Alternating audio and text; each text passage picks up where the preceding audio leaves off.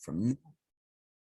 All right, everybody. Hey, we are excited. I hope you guys are. It was a great previous session here, but one of the great things about Note Camp is when you bring in people from all across the country with different experiences, different expertise. And one of the great things about this Note Camp is our next speaker here. I think he's going, I know he's going to blow you away because he is phenomenal at what he does. He's known as America's #1 money mentor. He's a alumnus of HGTV with risky flipping. How did I get it right? Risky builders. Risky building. I right the first time. Exactly right. Man, a guy that just has more passion for helping people to raise capital, to gain that confidence and how to crack the code on private money. And so we're so honored to have my buddy Chris Naugle join us here today on Note Camp. He's joining us from New York State, if I remember correctly, still up right in the Buffalo area, Rochester area. Correct. Yep, absolutely. But it's beautiful this time of year too. Exactly, it is. So, Chris, just honored to have you here. We've got a great group of people here Zoom. We've got a great group of people watching the live stream as well too here. I'm going to jump off here, moderate the questions, and let you work your magic, buddy. All right?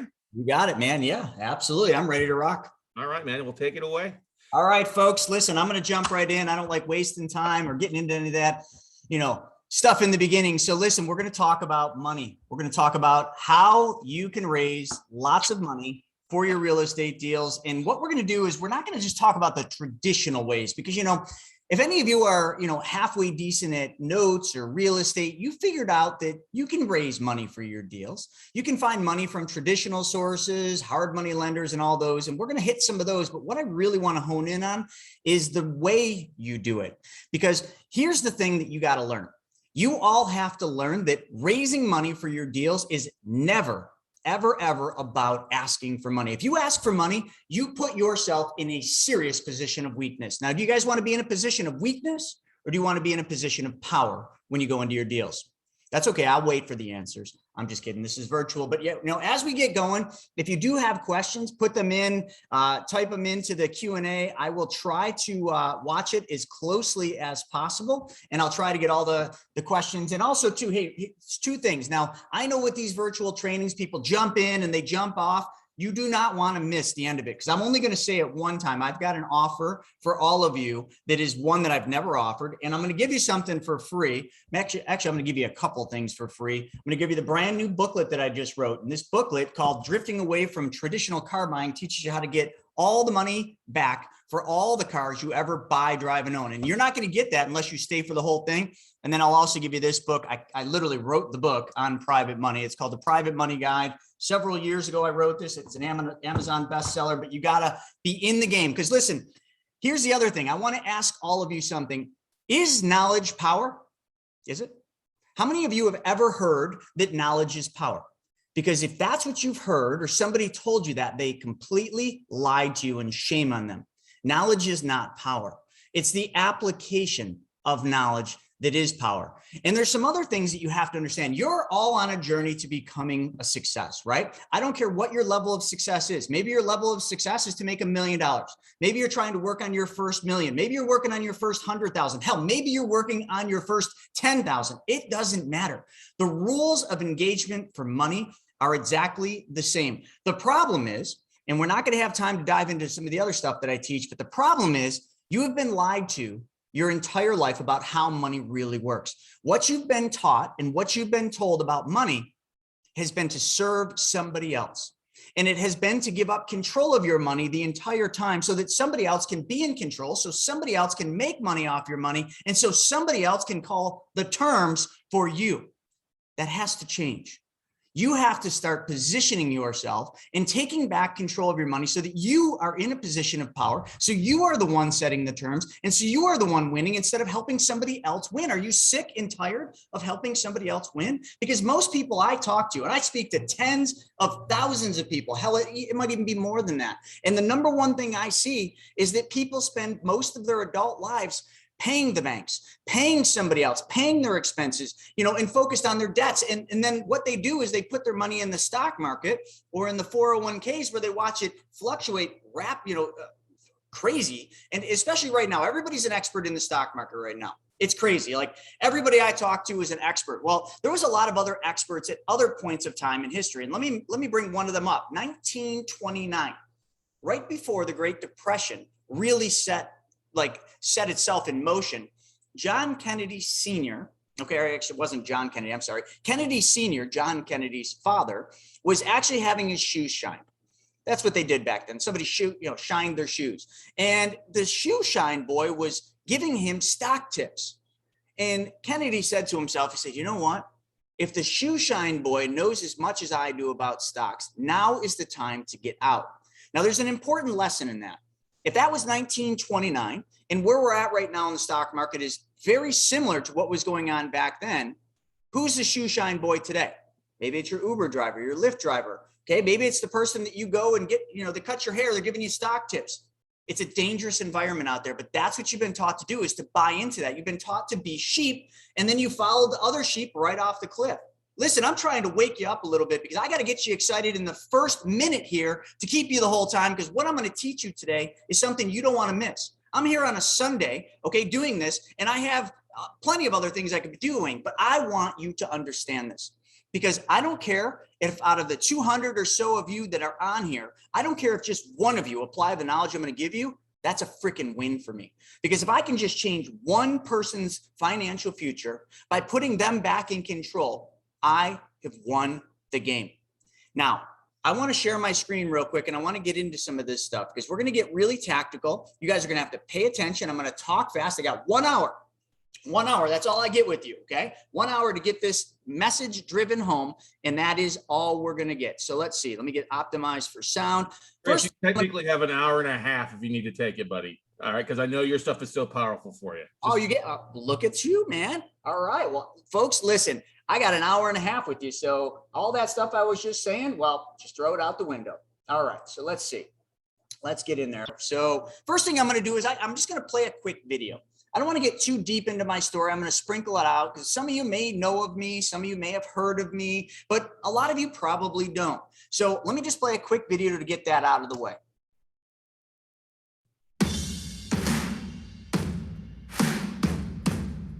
Chris Naugle is a nationally recognized entrepreneur from Western New York.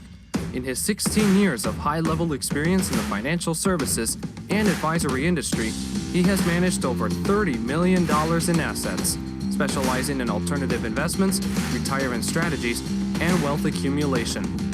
Using his expert knowledge in finance, he has successfully bought, renovated, and flipped hundreds of properties. Through his passion and success at real estate, Chris and his wife Larissa's renovation designs have been featured on HGTV's House Hunters, My Lottery Dream Home, and their very own show, Risky Builders. But where it all began was a 16-year-old with a t-shirt company in his mom's basement. A dream of becoming a professional snowboarder, owning a skateboard shop at age 17, and a lot of imagination. Here he is. Welcome to the stage, Chris Naugle.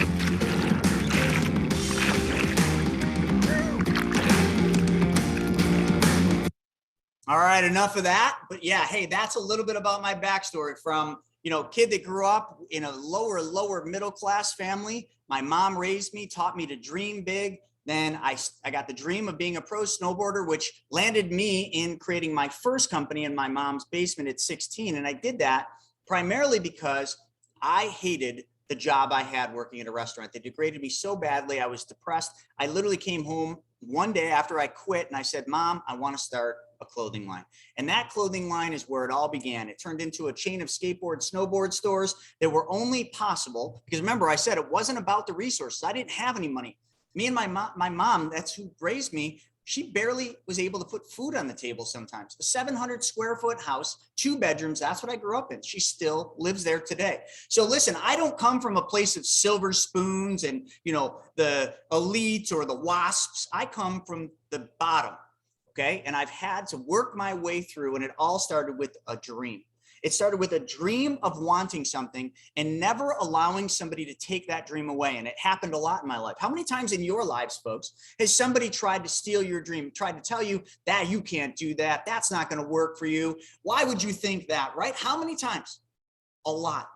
And if that's never happened to you, if you're thinking, man, that's really never happened to me. Then you are the rarity. You're literally like the fraction of a percent of the people out there, because people are dream killers.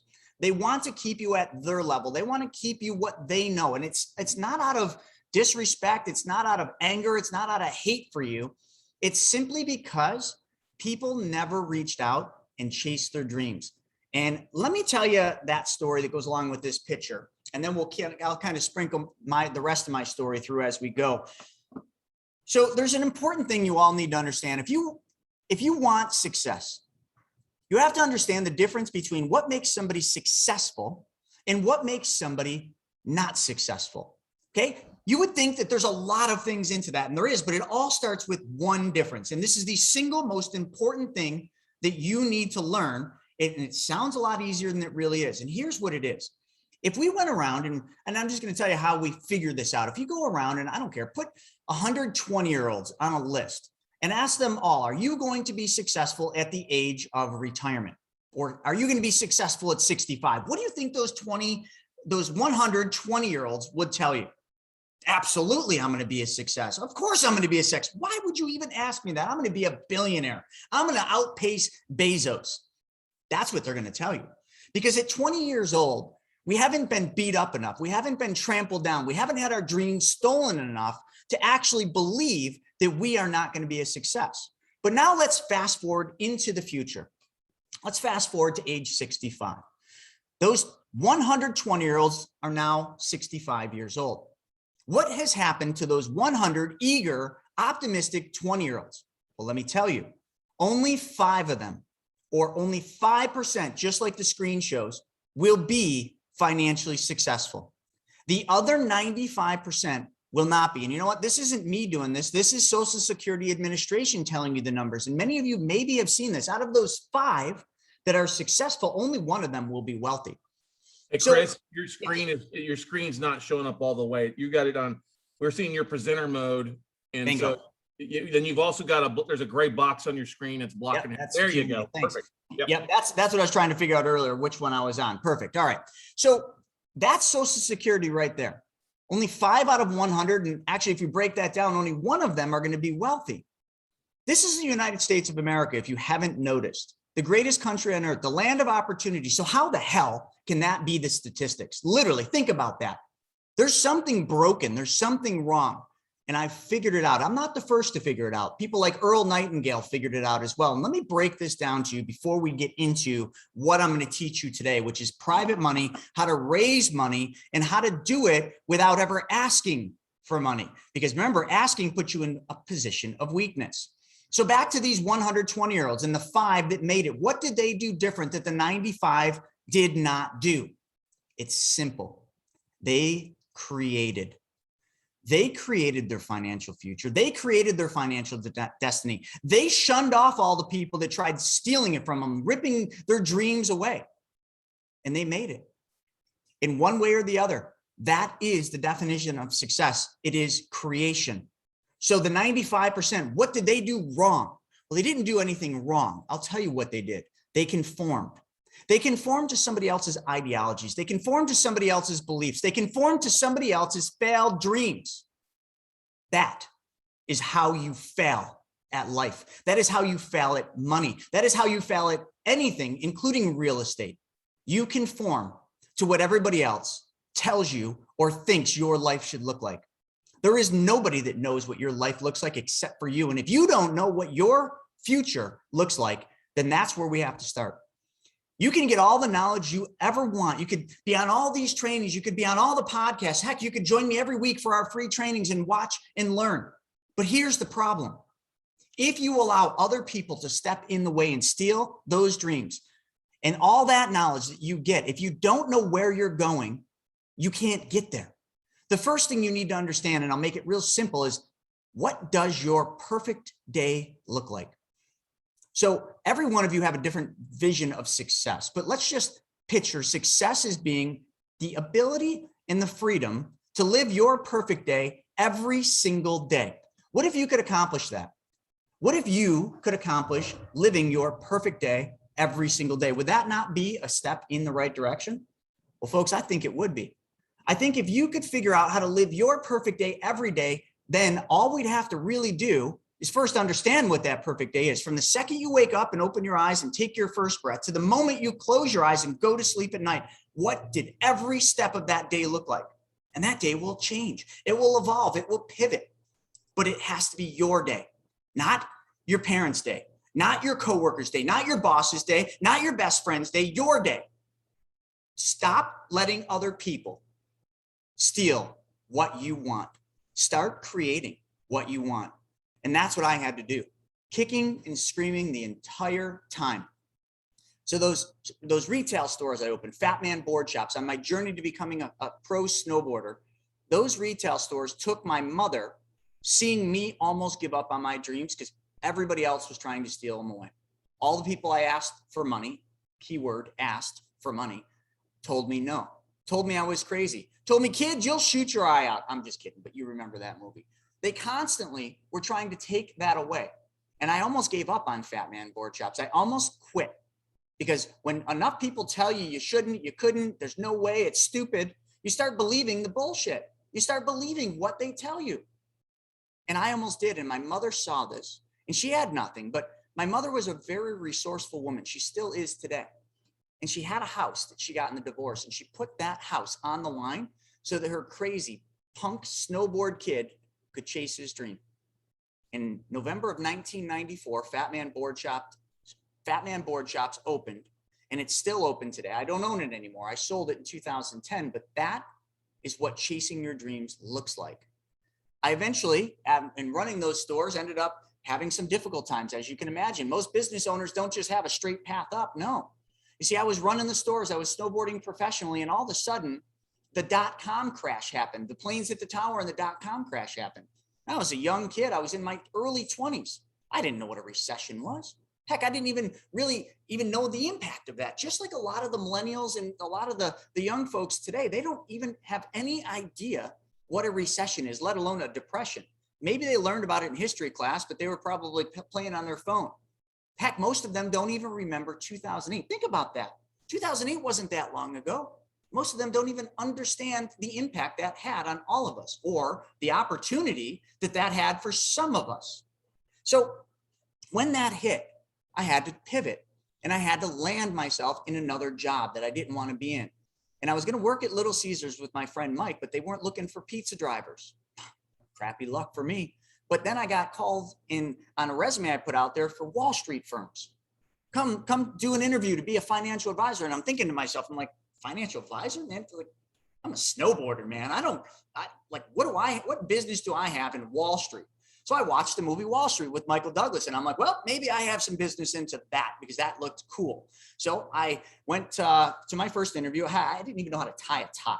My grandma took me to the store and got me my first suit and my first zip up tie. And that's how I got there. And when I got there, the guy, after the interview, slid his keys. It was a Porsche or something like that, slid his keys across this big boardroom table. And he says, kid, this is what you're going to have someday. This is what you're going to be able to do working in this industry. Now me, I'm like, wow, I'm just running shops, making 30, 40 grand a year. Like that's way more. That's not even in my reach. So I dove in, thought it was going to be a part-time thing, ended up doing really well, loved it. I started working on my businesses, okay, Fat Man board shops, while working in Wall Street. And in doing that, I made more money than I ever had before. I'd flipped my first house in 2006, did another one in 2007. And in 2008, I bought a dilapidated paint store because it was going to be the future home of my new headquarters for Fat Man board shops. And why pay rent to somebody when you could have your tenants pay rent to you? Does that sound familiar? Isn't that why we're all here? Isn't that why you're looking at notes, at rentals, at real estate? Passive income, okay? Money that just shows up in your mailbox? Well, that's what I wanted.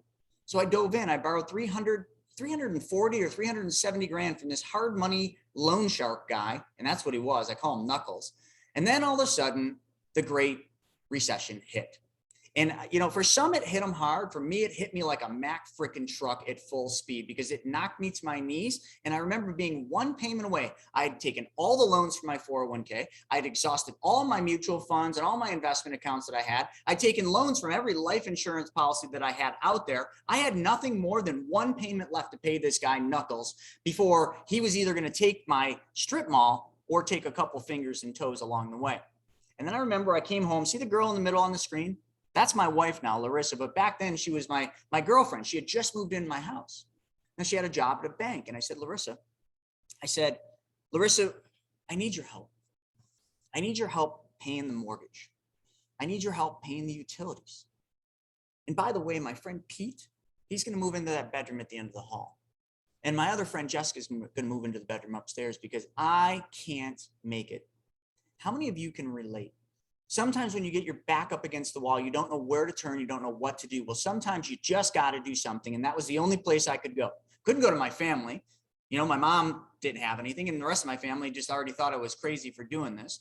So I thought she was going to walk out the door, but she didn't. I think she kind of liked me because obviously she's my wife now, but that's what got me through that period of time.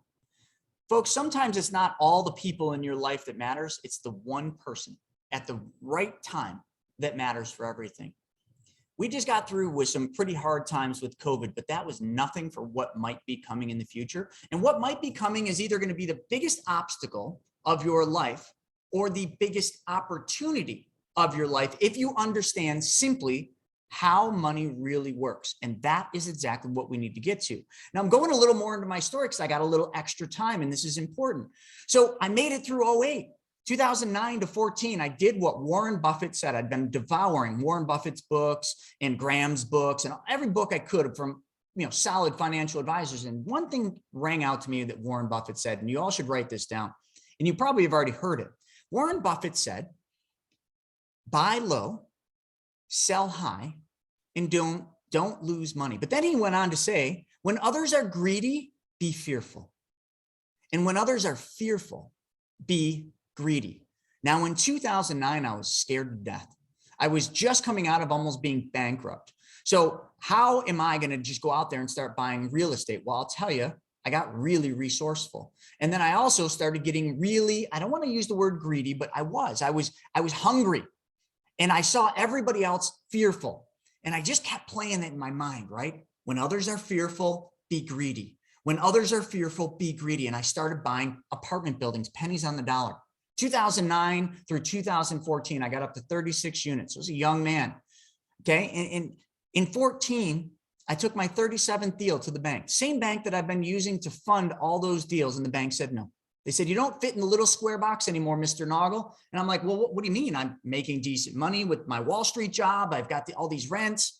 Yeah, but your debt to income ratio doesn't fit our parameters. So we can't give you the loan. Okay. But then they froze my line of credit. And when they froze my line of credit, it was just like tying my hands and throwing me in, throw me in the lake with a big weight on my feet. Like that's what it was like, because I had nowhere to get the money to renovate these properties. I was already highly leveraged and definitely running at a red line. So that was it. I had to sell all 36 units, some of them at losses, but that wasn't the worst part. Me and Larissa had bought our dream house, 171 Radcliffe in Gettsville. And I had to sell that too. Not only did I sell that, I sold my bedroom furniture. I sold every single thing I had. The Audis in the garage, gone. Had to sell it all. Couldn't make ends meet. So folks, all I'm telling you this story is I want you to understand, you can see the roller coaster ride, right? Now, remember, I'm a pretty high level financial advisor. I was one of the top 3 advisors in the firm I was at. I was a business owner since 16. I had all the traditional knowledge that one would probably have at this stage in their life. I had studied, I'd read books, I'd followed and thought I knew what I was doing. And then here I am riding the most crazy roller coaster ride, having money, losing it, having money, losing it. I was doing something wrong, but I didn't know it. But when you're at the period of a week period in your life, when you're at that low point in your life, sometimes you reach out and you just say, I just need someone to tell me what I'm doing wrong. You start to listen. And I started listening, and I got a postcard to go to a 3-day seminar, just like this. But the event, I didn't even want to go to it, but on the back of the postcard, they were giving away a free iPod shuffle. Now, didn't I say earlier, if you stay to the end, I'm going to give you the books, right? I'm going to give you the private money guide and drifting away from the traditional car buying, how to get all the money back for all the cars. I got to give you something for free because that's what I needed. I needed something free to make it there. And when I got there, I was bored, but I met 2 people. 2 of the speakers got up in front, Mike and Greg. Mike had a show on A&E. So I was already like, yep, this guy's got a flipping show on A&E. Let's listen to him. And Greg was the bank. But they started talking not about real estate, they started talking about money. And everything they started talking about was the complete opposite of every single thing I'd been doing and every single thing that I'd been taught about how money works. So how can I be this big advisor and these two multimillionaires, extremely successful real estate guys are up here talking about money, doing the complete opposite of everything I'd been taught? What was wrong? At that moment, I made a decision. I made a decision to start following the wealthy around. I made a decision to dive in to figure out, what do the wealthy know that I don't? What do Mike and Greg know that I don't? And what I found was profound. What I found was profound. That didn't just roll off the tongue, but what I found is that the wealthy do things completely different with money than what we are taught to do. And not only that, they raise money completely different than how we are taught to raise money. I want all of you to think about how you operate with money. And what I'm going to do is, real quick, I'm going to stop my share because I got to show you a visual. Okay. I want you to think about what you do for money. Okay. You all go out and you do, in one way or the other, I don't care if it's in your business or working for somebody else, you trade hours for dollars. That's what you've been taught to do your whole life, from high school to college to grad school to whatever else. You've been taught to work for money. And when you work for money, you always limit the amount of money you can make because there's only so many hours in the day. You can't work any longer. We all have the exact same. Time is the most valuable thing we have. Yet what we do is we trade it for some fictitious amount. What are you worth an hour? Are you worth $100 an hour? Are you worth 200, 500, 1,000? Do you know what you're worth an hour? And if you know what you're worth an hour, then why are you doing things that pay you less than what you're worth? Well, you're doing it because you really don't believe you're worth whatever that number is you just came up with. Let's just say you all said that I'm worth $1,000 an hour. What are you doing in your day in and day out life that you could pay somebody $25 an hour to do? Ooh, I struck a nerve, didn't I? How many of you are mowing your lawn? Oh, I love mowing the lawn. I love the smell of cut grass. All right, I'll go there. How many of you are doing your own bookkeeping in your business? Oh, you hate that, don't you? Writing checks to all those contractors? Isn't that fun? How many of you are going out and inspecting all your properties because you don't hire a property manager to do that? You see what I'm saying? All these things are below what you are worth an hour, but yet you've traded time for money. And the wealthy don't do that. The wealthy did that, but then they realized that if I can't work any more hours, and that's my cap, well, what I need to start doing is making my money work for me. I want that to set in. Your money needs to work for you. You can only work for money so long and so hard. And the whole thing, the hustle's real, keep hustling. All right, I got that. I'm all about that. But there's so much more because there's a whole nother level. You talk about mailbox money. You talk about passive income. That is your money working for you. Did you not understand that? Your money has to go out and work for you. So now let's get back into this, and hopefully I can click the screen the right way this time instead of screwing it up like last time. Yep. Is that right? Yeah, we got it. You still got your black box on the right-hand side. That's your speaker notes, man. You're still seeing the wrong one. Yep. That's the problem with the multiple screens. It happens. There we go. Got the right one? Now you just got a black box that you got to close down. All right. Now we're good, folks. So I'm just going to stop. I'm not going to keep switching screens because clearly technology is not my first language, but that's all right because let's get into what we're going to talk about today. And that is money, specifically private money. You raising money, you getting money for your deals. Now, I don't care what your deals are. Okay. Let's not get too in the weeds of trying to say, well, my deals are different. No, they're not. They're all the same. My deals are notes. Great. You still need money for them. Well, I do the sub-2 thing. Great. You're still going to need money for certain things there, like rehab. All the people that are talking about like you can get deals for no money out of pocket. Yeah, they're partly right, but you needed money to get to that point. And I'll show you some case studies that do that. You got to get some money. And a lot of people are like, Chris, I got plenty of money. I can do this with all my money. Look at this stack of cash. I don't know if you guys can see me, but holding a stack of hundreds, like, look at all this cash. I got enough money to just pay cash. Why would I pay somebody else interest on their money when I got enough cash to do it on mine?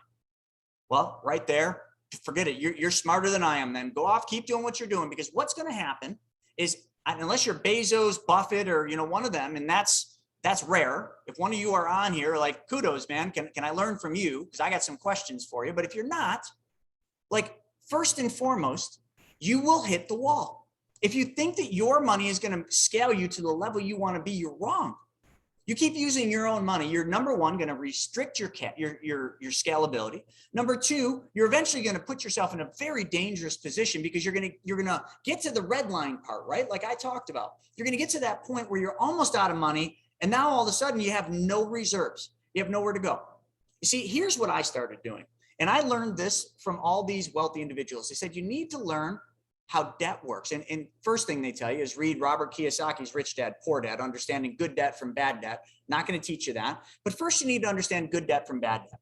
Second thing you need to understand is no matter what you pay somebody else for their money, it's probably better than you using your own money because your money then can go out and work for you harder. But if you stick your money into a rental, let's just talk about a rental or let's talk about a note. Let's say you put your own capital and we're going to define the different buckets of capital because there are some buckets you have that probably wouldn't be bad to leave for a long time, i.e. self-directed IRAs and things. But let's just say you're just doing money from your cash, your bank account, your savings, wherever it is.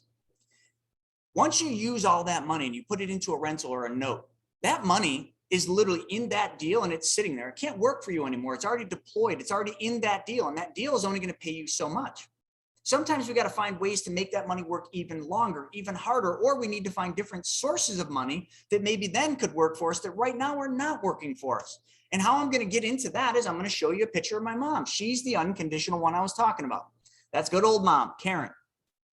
My mom never had any money, but remember the story about her house, that little 700 square foot house out in Lockport, right? That had $75,000 in equity back then. Well, it took me 5 years to pay that loan off that I got for Fat Man. And then after that, my mom had that equity back in her house. But my mom had no idea that she had hidden equity sitting in her house. Now, I want you to think about something here real quick. This topic that we're going to get into right now is probably, out of what I'm going to teach you in the time I have, one of the most important things I can teach you. And the reason for that is this is money that most people never put to work, or they put it to work in a completely wrong way. Okay, so all of you work hard. I know that. We've all been taught to hustle and work hard. You all work hard and you work probably a lot of hours. So I want you to envision the hardest day that you've had in the last 6 months. That day where you worked a crazy amount of hours. You came home just absolutely exhausted. It was a terrible day. Nothing went right. And I want you to envision, you get to your house, it's dark out, you open the front door and you look into your house, into your living room. And right there on your couch, you can see it. Right on your couch is your money. And your money's sitting there eating your potato chips, it's drinking your soda, it's watching your TV, and your money looks back at you with a big grin on its face. And you're staring at it, and your money's staring, laughing back at you, and your money says to you, what, did you have a hard day? Your money is sitting on your couch every single day if you have equity in your house. And you know what, folks? Do you think everybody's got a little bit of equity in their house today? Oh, I guarantee it. Look around. Look. I'm in Buffalo, New York. No disrespect. Buffalo is beautiful in the summer and I'm a snowboarder, so it's fun in the winter, but who the hell wants to live here? I mean, quite honestly, like outside of living in California, no disrespect, but like I can't think of too many places worse than living in New York right now, let alone Buffalo, New York. So why the heck are our property values up 30%? In some places more? Like, first and foremost, if your value of your house appreciates, what happens? Well, you get equity. And what do you do with that equity? Well, you go around and you talk to your coworkers. Oh man, I got $100,000 in equity in my house. Or you tell all your friends and your family and you brag, oh my God, my house is worth $300,000. I bought it for $100,000, man, I'm crushing it. And I want you to stop for a second. I want you to think about that. And I want you to think about that equity, that bragging right, that number on a piece of paper. And I want you to think about that and say, what is that doing to change your life? Is it doing anything? No, it's just boosting your freaking ego, which is going to get you into a lot of trouble. What that money should be doing is that money should be deployed and out there working for you. Now, I don't care if that money's working for you in your deal. I don't care if you find a way to lend that money out to somebody else and let that money work for you in somebody else's deal. I want you to understand one thing is that money that's sitting on your couch wants to go to work. And that money sitting on that couch is not ever going to ask for a vacation. It's never going to tell you you're working it too hard. It's never, ever going to do anything other than what you tell it to do.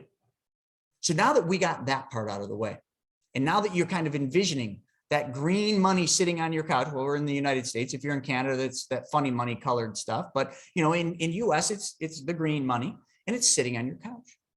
So why in the world would somebody leave money sitting on their house? Well, if we go back to the baby boomers, no disrespect, but the baby boomers, one of their goals was to pay their house off. It's because that's what they were taught. Work a job, put down extra payments on that mortgage, get to the end, 30 years or whatever your mortgage is, and pay that house off. Have any of you ever gone to a party, a house payoff party? I have. It's crazy. I was invited literally to a party because the guy paid his house off. And I went there and, I'm thinking to myself, I'm like, oh, free beer and cocktails and everything else. And I'm like, I go up to the owner of the house and I said, hey, we'll just for the sake of it, call him Jim. Hey, Jim, you paid your house off, bud. Congratulations. Pat him on the shoulder. Can I ask you a question, Jim? Oh yeah, man, anything. Sure. What, paying your house off, what did that allow you to do, man? Were you living a better life? You going on more vacations? What's changed? What do you mean, Chris? My house is paid off, man. I don't have a mortgage payment. Well, yeah, I know, but you still got utility bills. You still got maintenance. You still got all those taxes you're paying. So you just don't have a mortgage payment. Come on, man. There's got to be more. You got a trip to Disneyland for the family? Well, no, man. I just paid my house off. I pat Jim on the shoulder and I say, thanks for the beer, Jim. Jim needs to learn how to move his money because my mother is the same way. My mother paid her house off. And my mother always was excited to pay that house off. But my mother's money, hidden equity, was sitting right there in the rafters, doing absolutely nothing while she struggled to make her car payment, while she struggled to do all these things. So here's the deal. How many people do you know, your friends? Let's start with your primary circles, your friends, your family, your coworkers. How many people in your immediate circle do you know that have equity in their house? I just want you to think about that. And you know what? For some of you that are smart, remember we talked about knowledge is not power, it's the application. You should be writing this down. Who are those people? Write them down on a piece of paper. Now what I want you to do, I want you to think about the single most important thing about all those names you just wrote on that piece of paper. I want you to think about how you, yes, you, can solve their problem. Think about that. Well, I don't know, Chris. I don't know what their problem is. Okay. Can't you figure it out? What problem does your neighbor have? What problem does your coworker have? Because every single person, I don't care if they're Jeff Bezos, one of the wealthiest men in the world, they got money problems. Big problems, small problems, little problems, big problems. It doesn't matter. They all have money problems. So what problem can you solve? Why don't we start with the simplest one?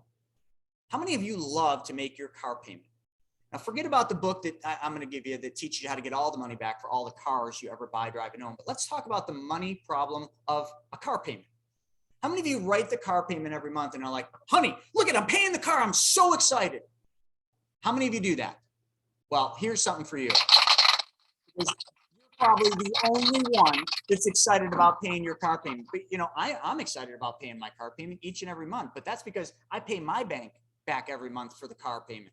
Okay, so all the money I pay goes into my bank. We're not going to get into that today, but I'm trying to get you to think about how money works. You don't like making your car payment. Your coworker doesn't like making their car payment. Your neighbor doesn't like making their car payment. So isn't that a money problem that we can start with? So here's how you should do it. Now let's get tactical with this, okay? Let's get really tactical with how you can actually raise money without ever asking for it by doing one of the most powerful things that there is, and that is solving somebody else's problem. We're all so concerned about solving our problems that we miss the thing that we really need to focus on, and that is solving other people's problems. You want to become wealthy? You want to become wealthier than anybody else that you know? Solve a lot of people's problems. And when you figure that out, your problems will immediately be solved in one way or the other. Okay. Any wealthy person, what do they do? Oh, well, Jeff Bezos created Amazon. He sells stuff. No, he solved a problem. Warren Buffett, what did he do? Well, he solved a problem too. Every wealthy individual solves problems for other people. And then because of that, the return is their problems get solved. So let's pick on your neighbor. Okay. I don't know. Let's pick on Jack. We're just going to make Jack as your neighbor. Okay. And Jack's a good friend of yours. Now you say, hey, Jack, listen, I got a thing I want to talk to you about. And Jack's like, sure, Chris. What do you need? Well, Jack, here's the thing. I want to show you something that I learned. And I want to show you because it's really important. And I know that you are doing well, but COVID hit you a little bit. Like, how you got those 2 nice cars in the driveway? Would you like making those car payments? Well, no, Chris, I really don't like making them, Jack says, but we need a car. I said, well, Jack, could I have 10 minutes of your time? And what I want to show you is I want to show you how I can pay for those car payments for you. You think Jack wants to talk to me now? Yeah, Jack's like, oh, sure, I'm free now. I'm like, no, Jack, like I got to get some stuff prepared for this, but I just got thinking about it because I learned this and I've never talked to you about it, but I want to share this with you because I want to make your car payments for you. And then there's no hidden thing to this, Jack. I learned something and you need to hear about it. So like, let's put something in the calendar. Let's get together. So you and Jack meet. Jack's super excited because you're going to pay his car payment. And indeed you absolutely are. And you go to Jack and you say, okay, Jack, well, here's the deal. Your house. Like, I don't know where you're sitting with that, but I know my house right next to yours. Like, I got a bunch of equity in my house. I got a bunch of equity in my house, and I'm using that equity in a way that most people don't. I got 50 grand in my house in equity. And Jack, maybe you have more or less. I don't really know. And Jack's like, well, I got about 100 grand in equity. Okay, great. Well, you got 100 grand in equity. Now, what did you just do? Without asking for money, what did you just get? You got Jack to tell you how much money or roughly how much equity he has in his house, didn't you? How did you do that? Key takeaway. You talked about your equity. You talked about your money problem, which is the equity in the house. When you want to understand someone's money problem, it's very simple. Talk about your problem. Talk about the equity in your house. Talk about your car payment, how much you hate making it. Talk about your 401k and how you're so sick to death of your 401k fluctuating up and down, and you're worried that we're gonna have the next Great Depression and you don't want to lose your money. When you talk about your money, what is somebody else doing?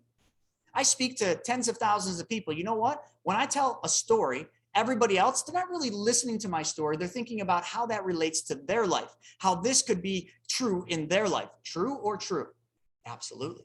So by you talking about your equity, by you talking about your hate for the car payment, your neighbor, Jack, is thinking about the same thing. And you say, all right, Jack, listen, you've got all that equity in your house. Do you have a home equity line of credit on that?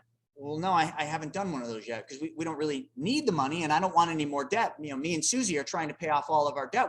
We don't want to create more debt. I understand that, Jack. But listen, like, do you remember 2008? You remember when the Great Recession hit? You remember how they froze everybody's lines of credit? They took our ability away to access our capital, to access that equity in our house. So what you should do is talk to Susie and just go to the bank. It doesn't cost you anything and get a home equity line of credit. Even if you're not going to use it, does it cost you anything at all, to get a home equity line of credit on your house if you don't use the money? No.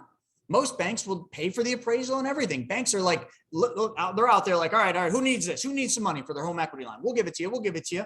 Heck, if the bank doesn't even give it to you, there's private equity firms like Quantum RE that will give you the equity in your house as well in exchange for a return of the upside appreciation in the future. Again, everybody always has an excuse and everybody makes excuses. Oh, well, I can't get an equity. I tried getting one of those home equity line of credit and they turned me down. Great. Plan B, plan C.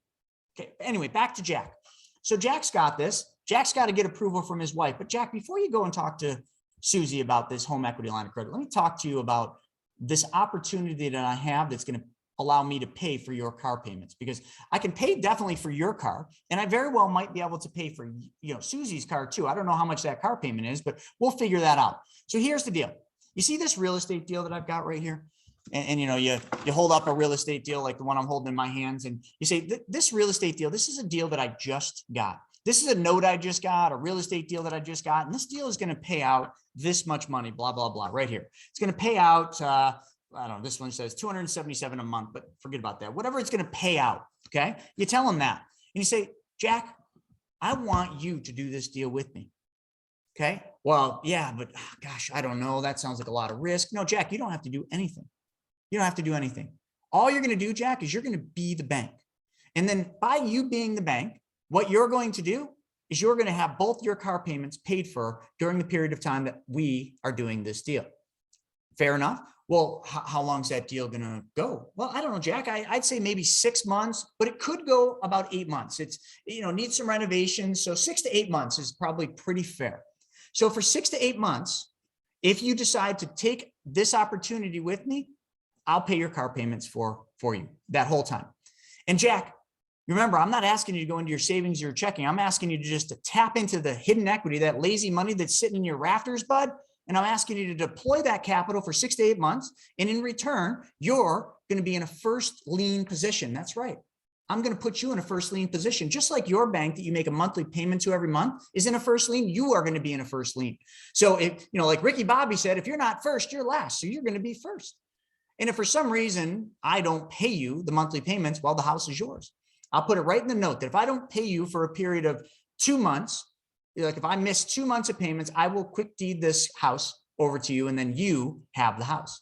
Yeah, but Chris, I don't really want the house. Yeah, but Jack, that's not going to happen. We're going to finish this house and I'm going to pay those car payments. See, folks, listen, I'm going long in this example, but what I'm trying to do is role play with you to help you get an understanding of how you do this. But then you got to be able to break down the numbers. So let's do the numbers, right?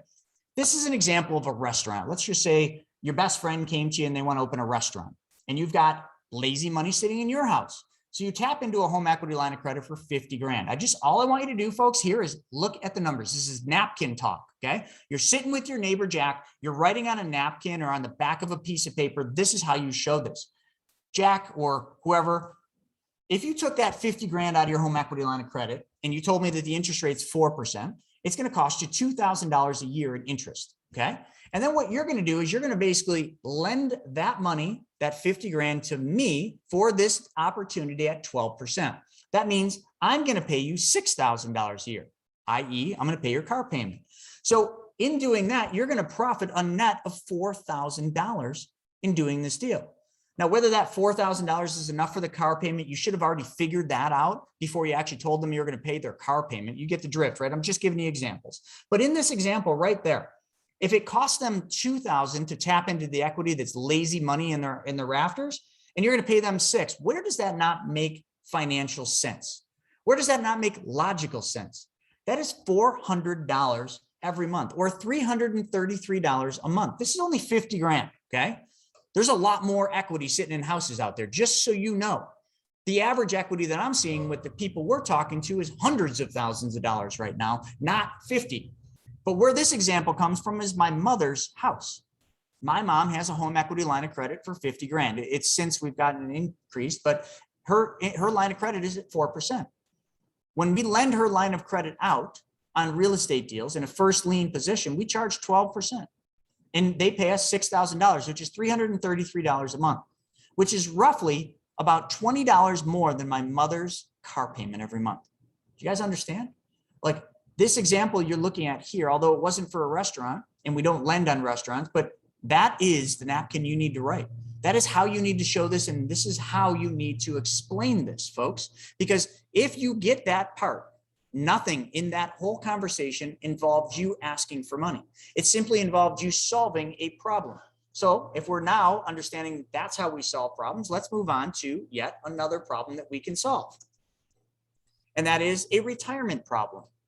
So first and foremost with retirement, how many of you know somebody that has a 401k, 403b, 457, TSA? They come by all different names. You can call them whatever you want, but just a retirement plan. A lot of people, right? And since you were young, your family, your grandparents, and all the people around you have told you what to do, right? They've told you, oh my God, don't, when you get a job, if you got a 401k, make sure you put as much as you can into that 401k. My grandma told me that. 401k and ask them if they match. And if they match, Chris, make sure you put in at least enough to get that match. If not, put more in. Because listen, we've all been taught the big lie, and putting money in a retirement account in most cases is just giving your money away, giving control of your money away to somebody else for a future date. And I'm not going to get down that one, but watch some of my other videos and you'll see how I think about retirement plans. But the simple fact of the matter is 401ks, employer-sponsored retirement plans, currently, as of 2021 right now, have roughly about $44 trillion. That is with a T, 44 trillion in this country alone. Is that enough money to fund your deals? I mean, that's silly, but just think about it. There's literally tens of trillions of dollars sitting in retirement accounts, riding the roller coaster of the stock market. And there's an awful lot of people right now scared about what's to come. So right now is the most important time for retirement plans for you to solve other people's problems. So what is the problem? People don't want to lose their money. People don't want to ride the roller coaster. People don't want to go through 2008 again. Heck, they don't want to go through the Great Depression again. They don't want to go through the dot-com crash again. They don't want to go through what just happened last year in COVID when the market dropped 35%. And you know what you all hold? You real estate investors, you hold the key to that not happening to them. And you know how? Well, we already talked about it. We already talked about how you can help them solve their money problems. But I want to give you a different example because I'm going to pivot a little here. We keep talking about money for retirement, or I'm sorry, we keep talking about money for your real estate deals, which is the single most important thing. But I don't want to put blinders on you and have you think about this in just one way. Before I get into this section, I want to ask all of you, how many of you have credit card debt? Be honest. Be honest with yourself. How many of you have credit card debt? Seriously. Credit card debt. I mean, do any of you have credit card debt? No comments? There we go. All right. So we got credit card debt. Now, credit card debt is single-handedly the worst kind of debt that you can possibly get. Great. Crystal has no credit card debt. Thank you guys for participating. Cards used for projects and paid off. Great. Very little. So we got a very unique group, but I just want you to see this example because this is important for you to understand, because if you understand this, you can articulate this to other people and help them solve their problems, or you can then pivot this money into your real estate deals and solve their problems in another way by making their money work for them. So I want you to just look at the numbers on this example. Let's just say you did have a bunch of credit card debt, or you knew somebody that did, and you wanted to help them solve their money problem. Well, the average family in this country has $30,000 in debt. That's true. That's how much there is. It might be a little less now after COVID, but pre-COVID, 30,000 was the average debt in credit cards. And if we just average out the credit card interest rate to 15%, that's $4,500 a year just in interest, $375 a month that they are giving away every single month, and they will never see that money again. It will never help them take their kids to Disney World. It will never allow them to enjoy anything, let alone make a car payment. Okay. So if they've got a 401k, that money's sitting there in the markets. Well, anyone think that the markets are high right now? If I have time, I'll do a little bonus session at the end, but the markets are at all-time highs. Stupid. It's coming from Wall Street. I look at the numbers and I'm just like, are people blind? Like, this is crazy what you're seeing right now. Is it going to pop and end tomorrow? Probably not. Will you see turbulence into the end of the year? Absolutely, yes. Once the numbers start like getting to the point where we're not using last year's numbers from when the world was shut down to support why the stock market's running like it is. You guys see what's coming? Okay. What's coming isn't going to be good at all. But if we take a loan from our 401k, okay, we take a loan from our 401k. Let me ask you a question. Do they charge interest? Absolutely. When you take a loan from your 401k, and you can take 50 grand or 50%, whichever is greater. Last year you could do more because of CARES Act, but 5% is just kind of it's a number. I mean, maybe it's a little less than that today, but you pay 5% interest on your 401k loan. But how many of you know where that interest goes? Does that interest go to the Wall Street firm, to Vanguard, to Prudential? Are they getting the 5%? Is it your boss that's keeping that 5% interest for that loan? No, folks, it's you. When you take a loan from your 401k, you do have to pay that loan back. Every pay period, biweekly or however you're paid, you're going to have money taken out of your paycheck based on the amortization schedule you pick, because when you're the bank, you pick the terms. So if you pick 3 years, great, that's your terms. If you pick 5 years, that's your terms. And then you start paying it back. Well, when you're paying it back, the interest on that amount you're paying back is going back into your account. So you pretty much guaranteed yourself a 5% return, no matter what market cycle you're in. If the market's going up and making 10, you're like, damn, I'm only making 5. If the market's going down and losing 30, well, you're making 5. It's pretty darn good. But are you only making 5%? No, because what we would do is take the $30,000 loan from the 401k, pay off the credit cards. And when you pay the credit cards off, you just saved $3,000, right? 4,500 minus the 1,500 in interest you got to pay back to your 401k. No, you actually saved $6,000 because it's 4,500 that you now get to take back because you paid those credit cards off. So that 4,500 now can be displaced and used to pay back the loan on your 401k. But the interest on that loan, the 1,500 right here, that 1,500 is going back in your account, is it not? It's not going to somebody else. It's going to your account. So you made $6,000. So spin this any way you want. But if you know people that have 401ks, let's look at this a different way. Let's say they got a 401k and you got a note. And let's just say that note's going to pay you 12% interest. Okay. You go to your neighbor who you know has a 401k and you say, hey, the same thing. You solve their problem, pay their car payment, pay their kids' college tuition, whatever it is. You take the loan, they take a loan from their 401k. Every month you make that payment back to them. You know, let's say you pay them 12%. You make that payment back to them. That money then can be used to pay off their balance. It's all the same thing. You're teaching them how to be the bank, and you're teaching them how to be in control of their money and how to move their money just like the banks do. So hopefully that was helpful. I always like throwing that one out, but this one should hit home for most of you. Everybody know who that is? It's Mr. Thomas Edison. And we're going to talk about the $1 trillion source. We're not going to talk about the $10 trillion source, 401ks. We're going to talk about the $1 trillion source. Most of you are probably aware of this, but Thomas Edison said, opportunity is missed by most because it's dressed in overalls and it looks like work. How many times has opportunity come to you and gone by you because it looked like work? Or how many times has an opportunity presented itself to you, but you passed on it because you were just scared, right? It was an opportunity that came to you, but you passed on it because it looked like work. It looked like risk. So you just said no. This statement is a really important one. And one of the opportunities a lot of people miss is, well, too many people miss, is because they say, oh, I don't have any money. I can't do that opportunity. So let's just go back to 2009. Let's just say the founders of Uber come to you and they say, hey, listen, we're trying to raise money for Uber. We want to have you in the first round of raise. And at this point, you don't even know what Uber is. Okay. It doesn't even exist. You're just like, hey, when you get to the airport, you take a taxi. Oh, you're going to disrupt the taxi industry? Yeah. Okay. Well, they bring you this first round. They say they need $50,000 for you to be in, and they're going to give you 1% of this company. Okay. For 50 grand. And you're like, oh man, I wish I had 50 grand to invest in this, but at this point I don't.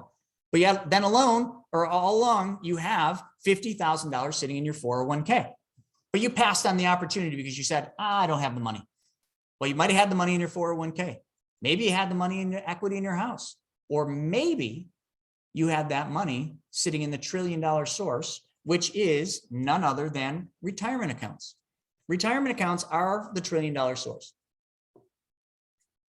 Let me ask you, how many of you actually have a self-directed IRA? So in the chat right now, I want you to put I, and I don't care if it's the letter I or AYE, I want you to put I if you have a self-directed IRA, a self-directed Roth IRA, or a solo K right now. Awesome, awesome, okay. Now for the rest of you that aren't putting I want you to be honest with yourself. I want to know how many of you do not have a self-directed IRA, and how many of you do not even know what a self-directed IRA is? Put no.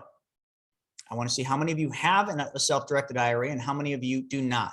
Okay, you don't have one, no. Okay, SEP and not a self-directed IRA. Yeah, okay, all right, perfect. We got no. All right, so we've got a good mix here. We got some people that do, some people that do not. Now, one of the things with a self-directed IRA is there's lots of ways to use them, but there's also lots of ways to make mistakes in using them. And I have literally gotten extremely good at teaching people how self-directed IRAs work and how they can make their self-directed IRAs work through real estate. And how I do it is I simply tell them, and you got to be careful with this right now with the markets where they're at, but this is how I was doing it. So just saying right now, be very cautious doing this. This is how I used to do it on this example I'm going to give you. I would say to people, I'd say, how would you like to double your rate of return on your IRA? Because at that time, I knew that the average rate of return that most people were making in the stock market, and typically the average rate of return that people have made since I think 1952 is roughly about 7.2% to 8%. Okay, we'll say 7 to 8%. It's called the rule of 72 for a reason. It's a rule because it's pretty accurate as to the average. So this is a real example. Okay, and you can see there's a house there. So this is an IRA that somebody had. They had 114,200 in a regular traditional IRA, and I calculated that they had earned $8,222, which was roughly 7.2%. Again, a hypothetical investment return called the rule of 72. So if they did do that, their money would double in 10.2 years. So the rule of 72 at 7.2%, your money doubles every 10 years. That's how it works. And at 10%, your money doubles every 7.2 years. If you don't know what the rule of 72 is. So I go to this person and I say, I want to show you how to double that return. So here's what I do. I positioned them as being the bank on this real estate deal that we're going to talk about. And this wasn't even a very good real estate deal, which I'll show you in a case study. I bought the house for $89,700. I overpaid for this house. My max offer said I shouldn't have paid over 72, but I paid 89 because I got in a bidding war with another wholesaler that I didn't like much. So I ended up doing the deal. I bought it at 89.7 and I put 24.5 into this deal. 405 Grover Cleveland Highway in Amherst, New York. So I'm in 114,200. Okay. But what I did is I then turned around instead of selling it, because when I got it all finished, I realized that I wasn't going to be able to get enough money to make it work as a flip. So I ended up renting it, and I rented it for $22,200 per year. After all expenses, my net income was $17,040. Now, what I did with this IRA holder is I partnered with them. They came in as the bank. And the deal I made for them is I said, we will double your return. Well, there, right there, the net income is 14.9%. Now, long story short, while I was doing this, I paid them that return. Okay, I paid them the return that they told me they wanted, because sometimes to get money that you need, you have to, they have the money. So if you want their money, it's their terms and you can structure them any way you want. So that's how I did it. 14.9%. And at 14.9%, I paid them that interest on this house until I refinanced it with the bank and paid them back, which took me roughly about 4 months. But I definitely doubled their return. And what happens, folks, have any of you ever dealt with a private lender? What happens when you pay them their money back? Are they happy?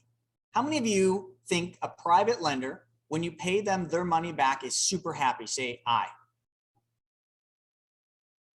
So you got a bunch of money and you lend it out and then you get all your money back. Okay, we got Chris saying aye. Anyone else think that private lenders are happy when they get their money back? Okay, we got Norman saying aye, Kay saying aye. Yep, okay. So a lot of people are saying aye. So here's the thing. Private lenders are actually pissed when they get their money back, because what happens when you pay them their money back? Those checks that were showing up in their mailbox every month for 4 months stop. So they've got the money in one hand in their self-directed IRA, but the checks have stopped. Are they happy that their check stopped? Or are they happy that they now have a number on a piece of paper saying that their money's back? There you go. That's right. So I think I'm saying this right. Asha said they want to do business with you again. So what do you think this lender, okay? This lender, Linda, and so that was their name. I probably can't give you the last name, I almost did, but Ed and Linda were their names. They have been lending to me since 2014. Every single time. I mean, every time. I just paid them back 60 grand last week. Every time I pay them back on a deal, they're pissed off. Not really, but they're upset because they want their money to work for them. They have now gotten a taste of what it's like for their money to work for them. They don't want the money back. They want what the money does for them. That's the whole ticket here. But to get that money to work for them the first time, you got to win their trust. Private investors care about, number one, the relationship. They care about you and your relationship with them and the trust. Okay, that's step number one. Number two, they care about a return on their money. And then they also care about the return of their money, but they don't really want the return of their money because then they lose the return on their money. You see what I'm saying? So they care about those three things, but once they get their money back the first time, they don't want it back anymore. And the next thing they do is they say nicely, in most cases, so great, I'm glad you paid me the money back. You got any more deals? That's what they say. Isn't that the kind of relationship you want to build with people? Well, at the end of this training that I have, I am going to show you, and it's tough. I'm looking at my watch to see where I'm at in time. My watch says now, so I have no idea. Now I do. So I've got 30 minutes. All right. So moving past this one, I want to just get into a couple case studies here. You've all heard of the BRRRR strategy, right? I think by now, all of you know of the BRRRR strategy: buy, rehab, rent, refinance, repeat, and I added RN for right now. What many of you probably don't know is I actually am the trademark holder of BRRRR and burn. And I've had many people actually that we've had to send cease and desist on the BRRRR trademark. And we've actually struck a deal with a big lender now that is lending private money and we basically control the Burr trademark. Not that that's the reason I'm talking about this, but just a little fact. But here's a deal, and I want you all to understand this deal because this is a Burr. This is 499 West Ave, and all these addresses, I'm giving them to you in case you want to fact check me. Everything I teach, everything I show, everything I do is based on real life experiences. This is really a deal. 405 Grover, Cleveland is really a deal. And that house I had to sell, that dream house, 171 Radcliffe, is really a deal. But this deal I bought a couple of years ago, it looked like this green bomb down here. It was a mess. It had rats, had terrible tenants, underpaying. So I bought this by, how many of you are finding deals using direct mail? How about Facebook? Say aye. How many of you are finding deals with direct mail or Facebook or social media? Any of you finding deals that way? Well, we still continue to find deals. I'm not really buying much now, but I was finding a lot of deals that way. And here's how I found this deal. And this is a key thing too. How many of you like furry little animals? Little bunny rabbits, little kittens, little puppies? Isn't that like, don't you like seeing pictures of little puppies, kittens? Like most of you do. Now, some of you might be like, Chris, what's the point? Get to the point. The point is, if you're doing direct mail, stop wasting your freaking money mailing out a postcard with a picture of a house on it. Like, hit people where they actually need to be hit. Hit people where what they care about is what they see. Furry little freaking animals. This house, you know where it came from? Came from a Facebook ad of my kitten, whose name at the time, or whose name is Scouty, but he was a kitten at the time. We found him at one of the flips that we bought. And we put a picture of little Scouty, okay, sitting on a laptop, yawning. And we said, Scouty wants to make an offer on your house. He pays cash and he will close without any contingency, something to that tune. We put that on Facebook.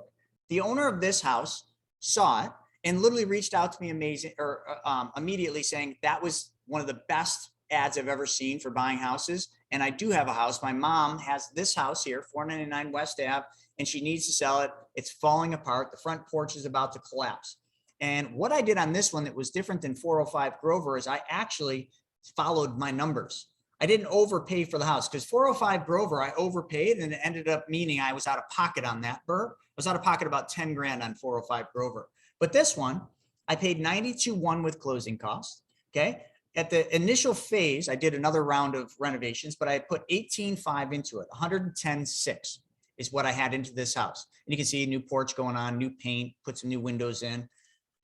The appraised value when I took it to the bank, when it was at this stage, which was a mistake, I took it to the bank way too early, only came in at 153, which is way under what I thought it was worth. I thought it was worth 200. The bank said 153, but the bank gave me 80% LTV on that 153. So they refinanced this house at 122.4.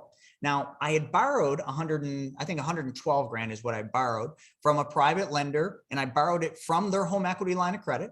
Literally, that's where the money came from. His name is Rick and Sue, and they lent the money on this deal. And I think it took me about 6 months to get it to the point where I got the money from the bank, but I got 122.4. I pay Rick and Sue back. And how much money did I actually get to put back in my pocket? So if you just did the math, okay, 122.4 minus 110 means I got 11,800, give or take a buck or two, back after that refinance. And I then rented the property out. So I got 11 grand in my pocket. I rented the property out, 1,500 bucks, which was at that time, it was way more later, but the upper was 900. The lower was that still craft tenant. Mortgage, maintenance, taxes, water, net income, 518 bucks a month. How many of you want deals like this? $518 a month. When you put 18 or almost $11,000 in your pocket on the refinance, what's your return? It's infinite. It's an infinite return. It's cash on cash is infinite. This is what Burrs are. This is, if you do them right and you buy them at the right price, the only way this works is buying it at the right price. But you see, whether it's, Ed and Linda on that first one or Rick and Sue on this one, Rick and Sue so they used to be my neighbors. That's where that story comes from. It's a true story. Like how I used to talk to them. I just make up names, but Rick and Sue, I used to go over there and, share a beer with them and we'd just talk. And he was getting ready to retire. He was sick of the grind. He worked at a high level collections company. And I started talking to him, about like his retirement accounts. And I said, well, why don't you take these IRAs and move them into self-directed IRAs. And why don't you take a home equity out on this house that is paid off? His house was paid off. He didn't have the party, but his house was paid off. So now today, Rick and Sue are retired. Okay. They no longer, well, Sue still works because she enjoys it and she delivers babies, but Rick doesn't work anymore. They have a house in Florida, a condo, and every month they have checks coming into their mailbox. They don't own anything. They own zero real estate. Okay. They own nothing, but they control everything because they lend money to various real estate deals. Some were my deals. Okay. Others are other deals that I've put them in, and they lend money out in a first lien position. When a private lender is in a first lien position, who's in control really? Like, think about this. Is it the borrower who borrowed the money from Rick and Sue? Are they in control? Now they might think they are. Yes, they're in control of the renovations. Yes, they're in control of picking tenants, but who at the end of the day is really in control if that borrower stops making payments? Rick and Sue, the lender, because they're the bank. The bank, folks, is in control. And that is the position you want to be in. You want to be the bank. Greg, when he stood at the front of that room, when I was listening to him talk, he said the ultimate in real estate is being the bank.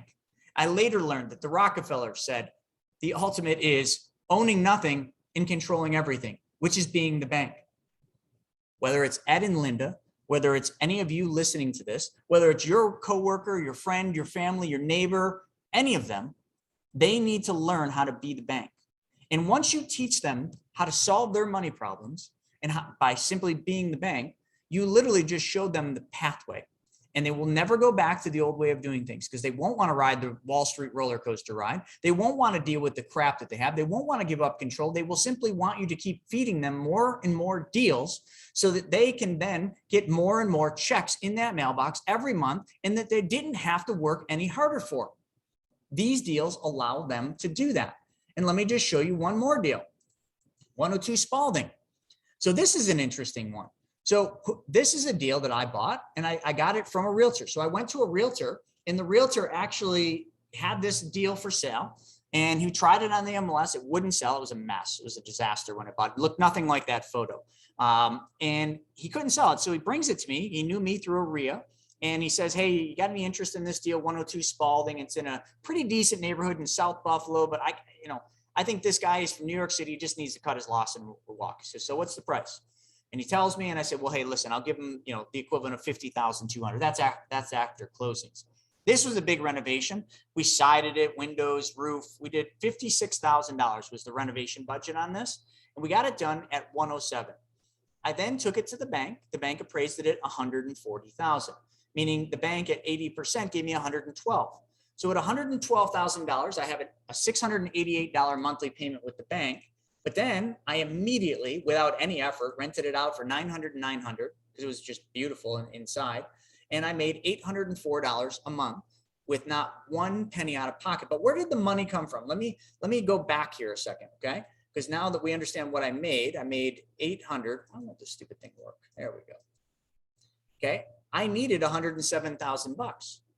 So where did the money come from for this? This is the first time this has happened. So I want you guys to listen. The money came from one of my contractors. Yes. What contractor? My flooring guy, who I would have never guessed had any money. He's quiet, like just got done with his job, went out, had, a couple drinks. But I was talking to him one day, and I was talking to him at a different property, and he kept listening to me. He was coming to the RIAs, listening to me, talking some things. And he says, I've got a bunch of money just sitting in a bank account. This is rare. Not a lot of people have money sitting in a bank account, but a lot of people sitting, he had a bunch of money sitting in a bank account. I said, Darren, how much money you got sitting in the bank account? A few $100,000. I said, you crazy? I just don't know what to do with it. I listen to you. I always hear you talking about like people lending on these deals, and I'm always putting the floors in. And I got to think, I'm on my hands and knees hurting. I'm 50 years old, and I'm thinking, man, there's got to be a better way. And I got all this cash that I've been saving from working super long time, but I don't know what to do with it. I don't want to own properties. I don't want to deal with tenants. I don't want to deal with any of this crap, but I definitely would like to make those checks you're paying to all those lenders that you were talking about. I said, so why don't you lend the money on this? So I did, but see, I did it different with this one. And I wouldn't really suggest this or whatnot, but I definitely did it on this one, and it worked out because I've done it now 3 times with him. I partnered with him. We did a joint venture on this deal. He put the money up. I didn't pay him any interest, none. Okay, so I reduced my carry cost. And he basically then, when we got it rented, we split the rents. So every single quarter, we would do a profit split and we would, split the rents up. I put all the energy and work in. I still paid him to put the floors into it. I didn't want any free lunch. He put the money up and we just split the rents. We did that on 102 Spalding until we sold this property at 140,000. Then we did it. I can't remember the other one we did, but we got 57 Lilac is one we own right now in Buffalo that we did the exact same thing. So folks, listen, like what I'm trying to say is, when you're getting to work with your circle, now, who is your circle? Your friends, your family, your coworkers, maybe your contractors, maybe your neighbor. Okay. Ed and Linda, they were just friends, or I'm sorry, parents of one of my friend Alan's who came to my things. You see, there's no magic.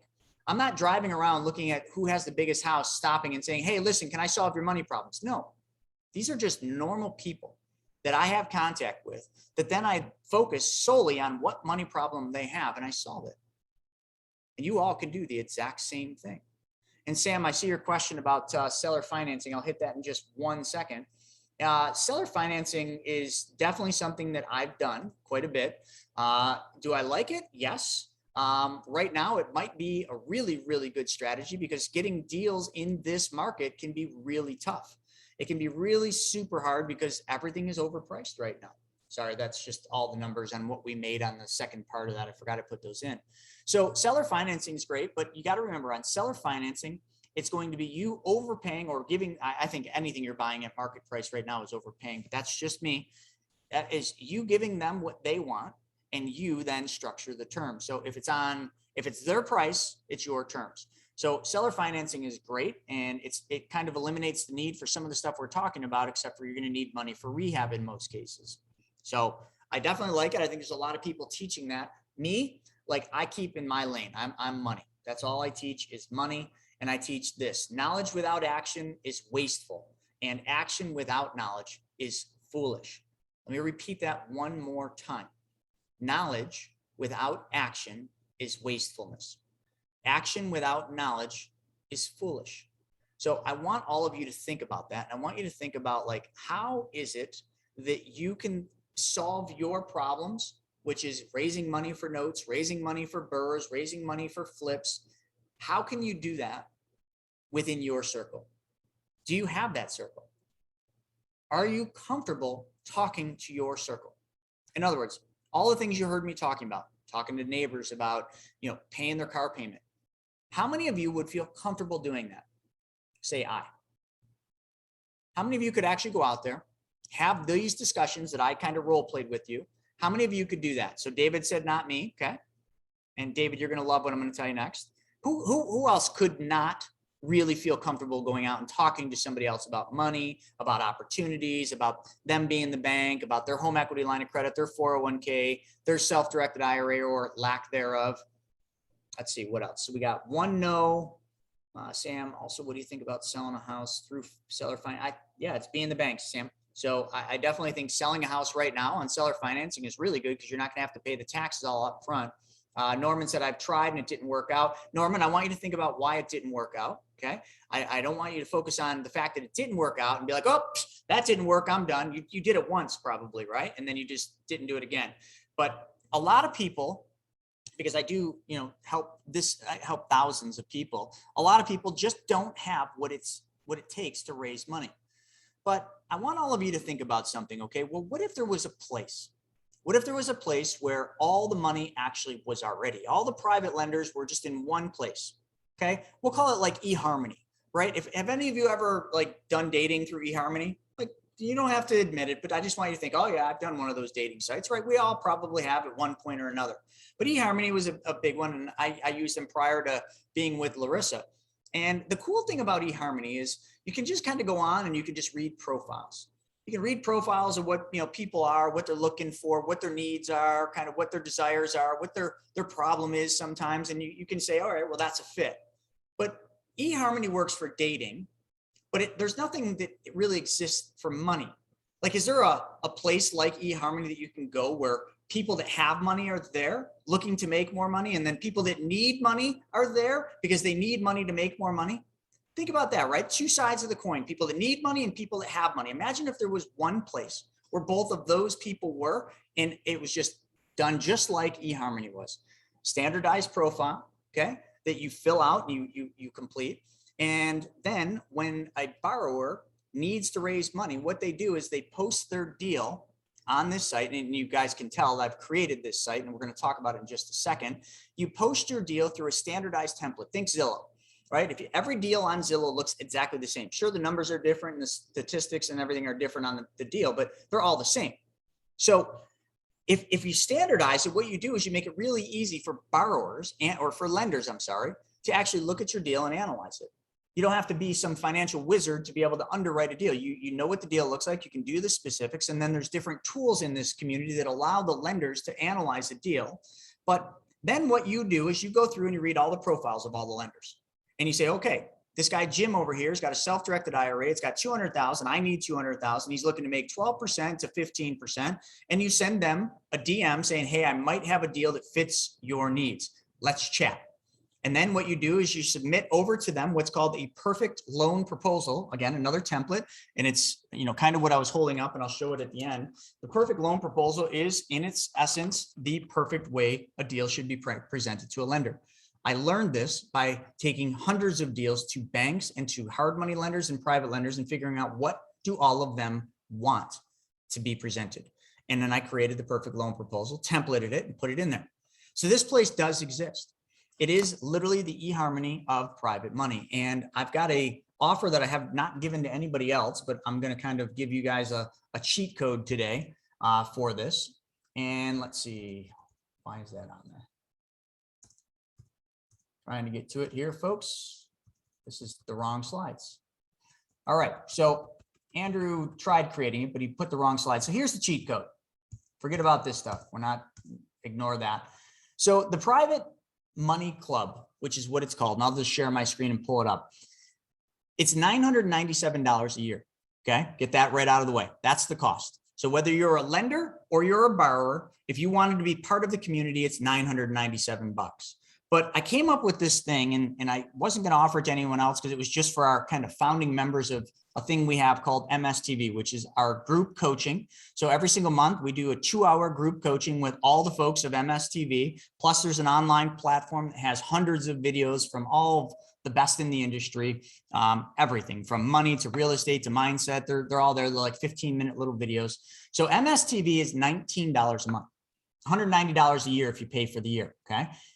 If you guys sign up for MSTV and you spend 2 hours every single month with me for the group coaching, and the group coaching isn't just me. Sometimes I'll bring in people like Randy Garn, who sold off a company for, I believe, 800 million, or I'll bring in people like Greg, the one I was talking about at the event, Greg Hurleen, or Kent Clothier, or all sorts of different people as coaches to kind of help the people in that. It's 2 hours a month for $190 a year. If you do that, we'll give you access to the Private Money Club for $197. So if you guys want access to money, because some of you are saying that, you tried, you don't really feel comfortable lending, but how many of you could go through, read a profile, post your deal on the platform, send the deal via DM, and then communicate via email and maybe have a phone call? Could you handle that instead of going to your neighbor and trying to talk to them about their 401k? Because your neighbor might already be in the Private Money Club. And the reason I'm really pushing this right now is we've got a little inefficiency in the Private Money Club. And the inefficiency is not what I thought it was going to be. There's too much money in there for the amount of deals coming through. Imagine that, right? I thought we were going to have more deals than we had money, but we actually have more money in there than we have deals. My money is lent through the Private Money Club. Okay. We have private funds that lend their money. So institutional money, if you have big apartment complexes, millions of dollars or hundreds of thousands that you need money for, there's 30-year money in there, or just the neighbor, the coworker, the friend, the average Joe, the millionaire next door, if you will. They're in there with their self-directed IRAs. They're in there with their privatized banking, which are, specially designed and engineered whole life policies. They're in there with cash looking to lend because they're sick of doing things the traditional way. And because a lot of them, like Ed and Linda, or Rick and Sue, who are both in the platform, many of them have just gotten used to mailbox money. But what they have had a hard time of doing is finding enough deals to lend their money out on a continuous and consistent basis. When you retire, you don't want to be lending money out and then all of a sudden have a deal pay off, and then all of a sudden you have no money for it. So that's the deal. So what I'm going to do right now is in the chat, I'm going to put the link for MSTV. It's very easy. So both of these are the same. I'm going to give you them both. So it's Money School Training, moneyschooltraining.com/MSTV. And again, that's $19 a month or $190. So there's the first one. Okay, then all you would do is you would go into, and please don't give this to anyone else because I'm going to give you the cheat code and I don't want this getting out there, but moneyschooltraining.com/private, if I can spell, private money, and I think we'll put this in the notes as well when we send the emails out, club. So there's the second one. And then the code you're going to use is founder. Okay, so if you put that code founder, you will be able to get into Private Money Club, and Private Money Club will then give you the ability to be in that community that I just mentioned, the eHarmony for Money. And I'm going to pull it up here real quick because the PowerPoint slide, I think we just saved the wrong one. It actually did have all of this stuff in there.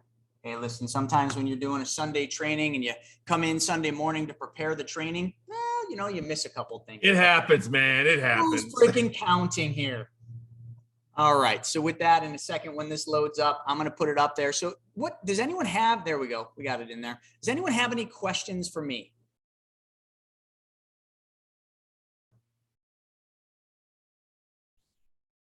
What do you think, Scott? You think we hit him with too much stuff? You think? No, I think you hit him with good stuff. I think it was awesome. Christopher asked a question here. He goes, what does David Green think of you taking his idea of Burr and copyrighted it? Probably doesn't like it much, but the thing I would say to David is, why didn't you do it, man? Amen to that, brother. Amen to that. Exactly. I didn't do it out of deceit or anything. Like I literally, like, I loved the name. I was using it. I didn't have like a business plan for it, but I have good attorneys. What can I say? I've been a business guy for a long time. I said, hey, can you just look up trademark for Burr? And there wasn't one. I'm like, really? And I just grabbed it. I sat on it for years and I didn't do anything. It's not like we're going out and going to bigger pockets saying, hey, you know, don't use the word Burr. Not at all. I mean, I want them using the word Burr so that it keeps it going. But, you know, some people are out there capitalizing on it. So we have sent some things out. And now that we have this relationship with this big private lender, you know, it's just, you know, it's taken a shape of its own. But, you know, sometimes you just got to get ahead on that. Yeah. And do it. Sam asked a question. Could you repeat what's offered, what's included in the deal again? Yes. So I was just finally, my computer's cooperating. This is a private money club network with like-minded lenders. So you can see it's $9.97. But what you guys are going to do is you're going to sign up for MSTV, which I'll pull that one up a second. And then you're just going to click on the sign up now. And there's going to be a section in there for you to put a code.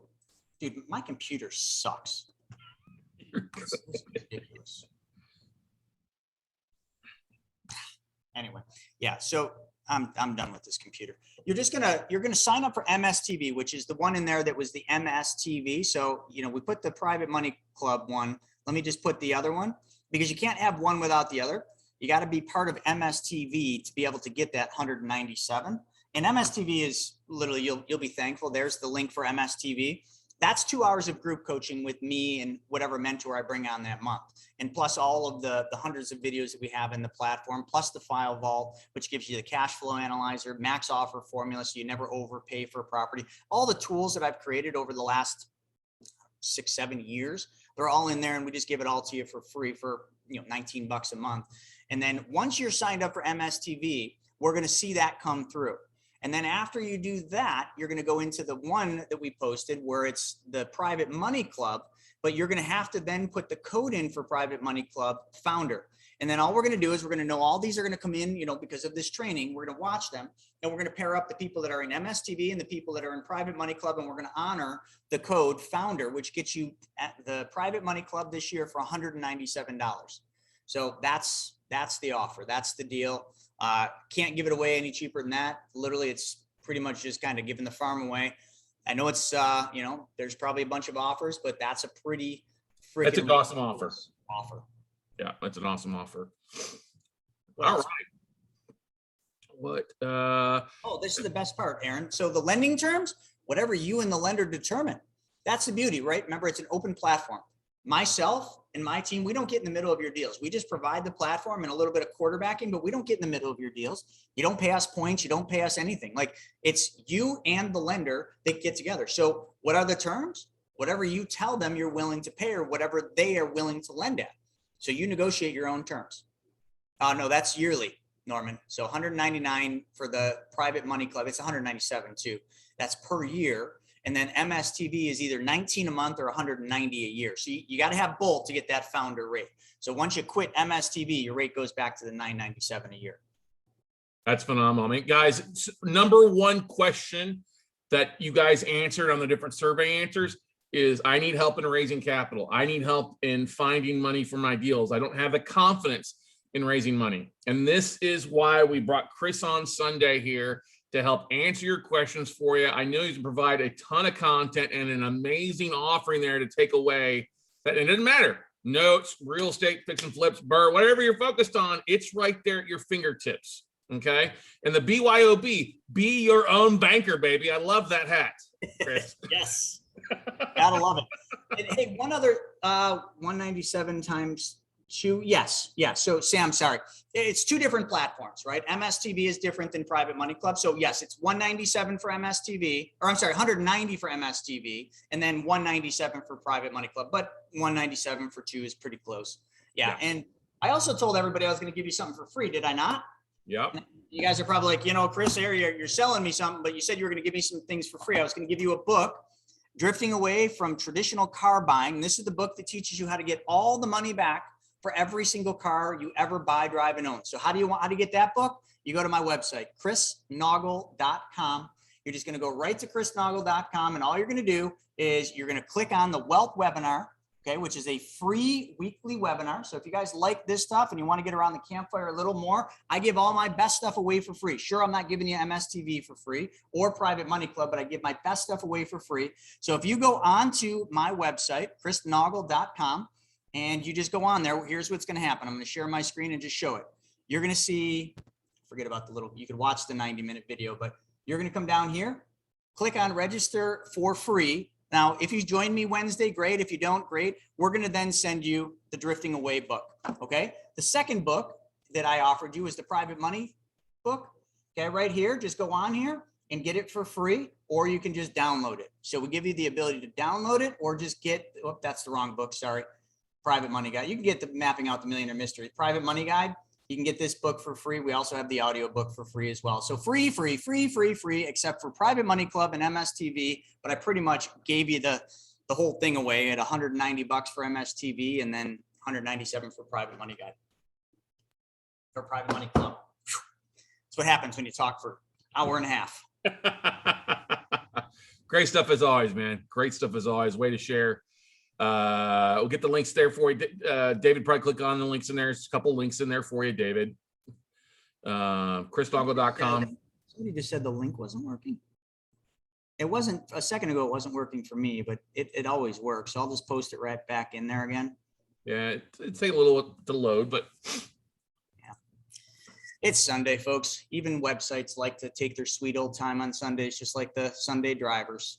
That's right. One of the things, guys, we will send the links with you guys on the replays with it for you. It'll be in the code there for you, but get signed up today so you can start getting that stuff and start reading. There you go. Thanks, Chris, for putting it back in there as well there for you. Any other questions for Chris on his Sunday? What do you got planned the rest of the day, bud? Probably going to go. I got a 14-month-old and she hasn't been in the pool yet. So finally here, we're warm enough. So I'm going to try to get her in the pool on the surfboard. Oh, there we go. There we go. Good stuff, man. All right, guys. Any other questions before we let him go for the afternoon? Great stuff. I'll post the links out as we get going rock and roll here, guys. If you need some help, and take advantage of this opportunity right now for you guys. It's a phenomenal deal. Great access to the money, all the money that you need. Great network, negotiating your own terms. Nobody's taking points. Nobody's getting in the middle of your deals. He's just being your freaking private money Cupid. Perfect. Yeah, Chris, there we go. Good stuff. All right, Chris. Jessica says thank you. Good Sunday. Thanks, man. Great job. Hey, man, thank you so much, as always, Chris, for over-delivering and just bringing the noise, man. Bringing the noise. All right, buddy? My pleasure. We'll talk to you soon. Everybody. All right, everybody. Good stuff there. Chris, take the opportunity. Click on those links, get signed up today for it, everybody.